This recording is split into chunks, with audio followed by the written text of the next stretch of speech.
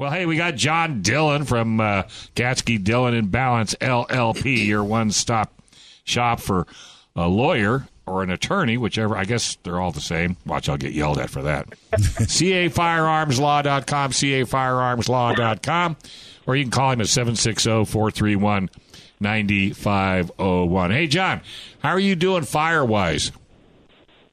We're doing fine. Last I heard there was a fire up near Duluth, just north of me, but I haven't heard of anything significant coming at me, so I think we're okay.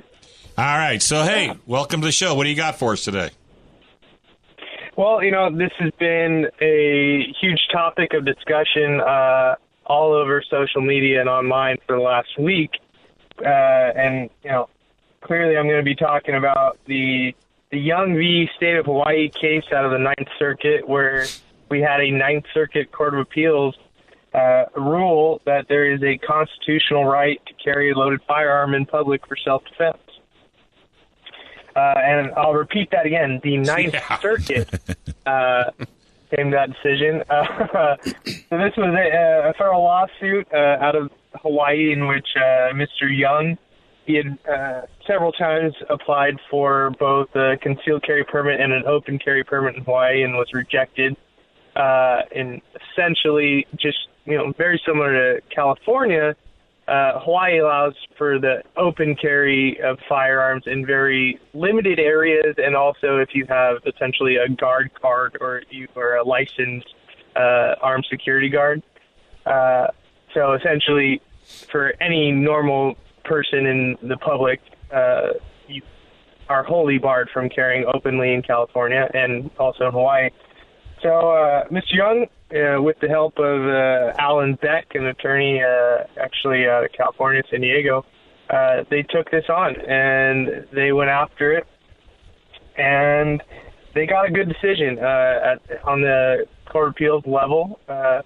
And this is Judge O'Scanlan, which is a very big judge in the sense of he's a Ninth Circuit judge that has given us the Nordyke, the Peruta, the Richards, and the Texiera decisions that were pro-Second Amendment on that level. So this is a judge who has been applying the law fairly and hasn't let an anti-gun bias determine his decisions when it comes to Second Amendment cases. Hey, John, there's so many judges on the Ninth Circuit. How do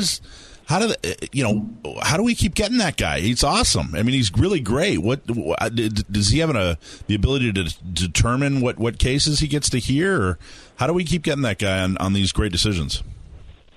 I haven't even looked into that, but I'll tell you this: for every great decision we get out of the Ninth Circuit, there's 15 bad decisions. Yeah.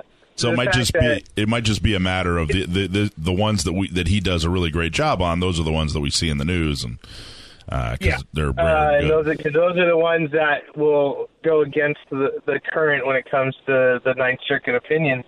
But it's really big. And first and foremost, I just got to make this very clear: this does not mean you can go strap a gun on your belt and start carrying openly in California. So do not do that.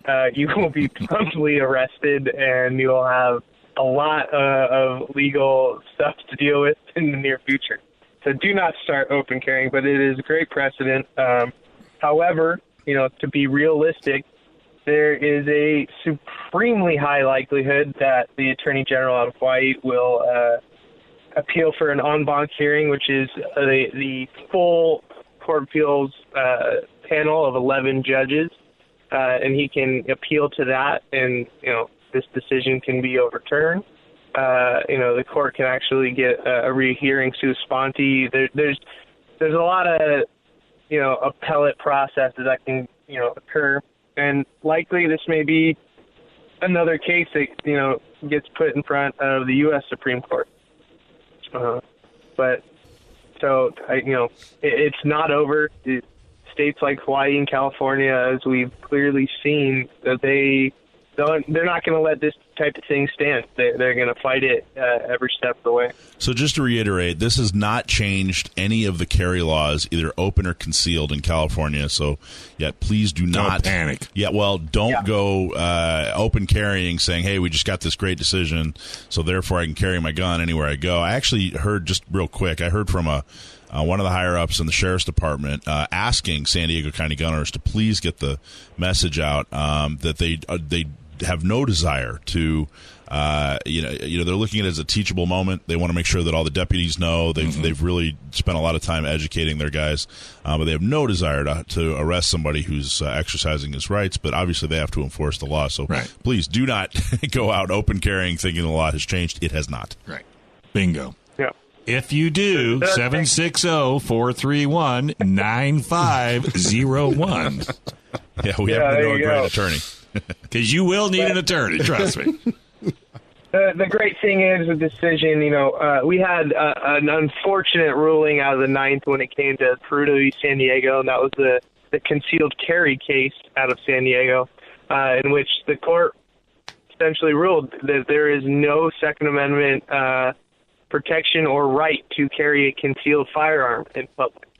And they specifically stated that they did not address whether or not there was a constitutional right to carry a firearm openly in public in the Peruto decision. So this is the flip side of the coin.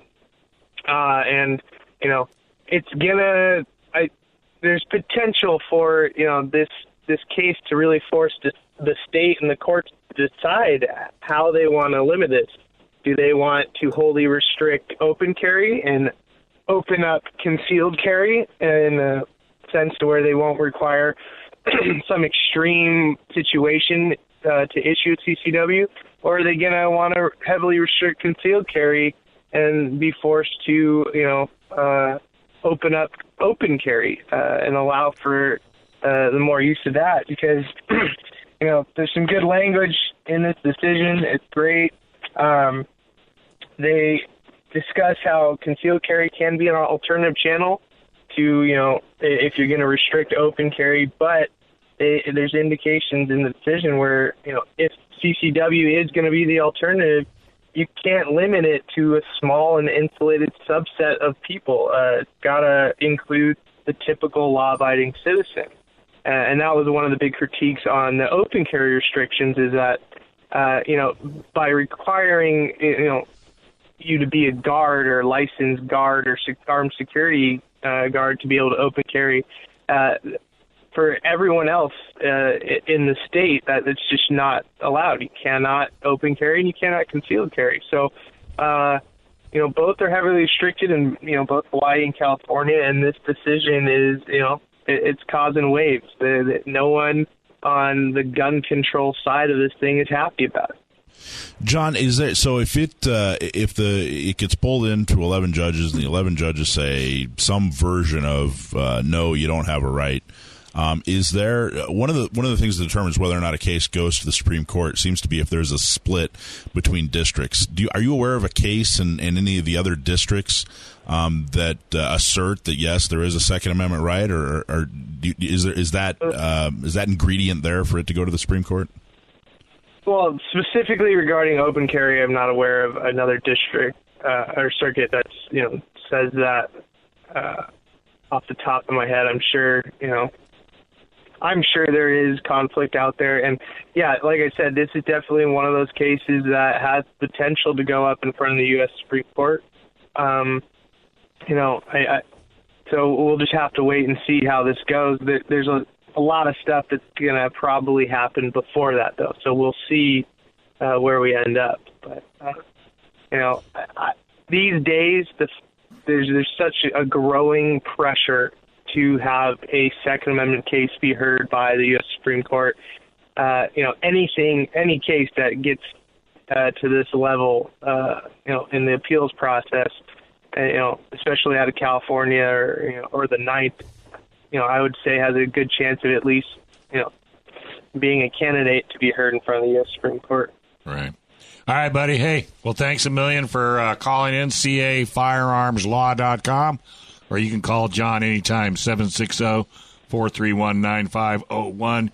He is your friend when it comes to taking care of you if you get yourself in a sticky... Without someone doing something about it, it's not going to get any better.